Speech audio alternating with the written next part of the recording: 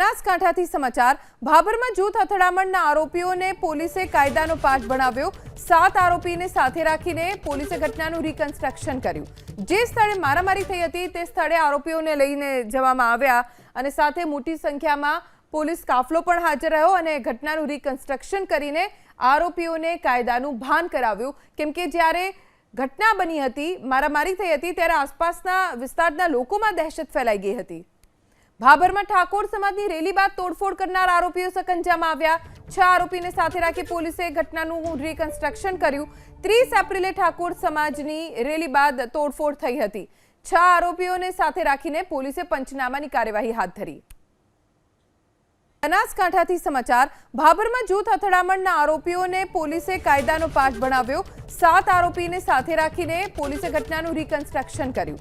જે સ્થળે મારામારી થઈ હતી તે સ્થળે આરોપીઓને લઈને જવામાં આવ્યા અને સાથે મોટી સંખ્યામાં પોલીસ કાફલો પણ હાજર રહ્યો અને ઘટનાનું રિકન્સ્ટ્રક્શન કરીને આરોપીઓને કાયદાનું ભાન કરાવ્યું।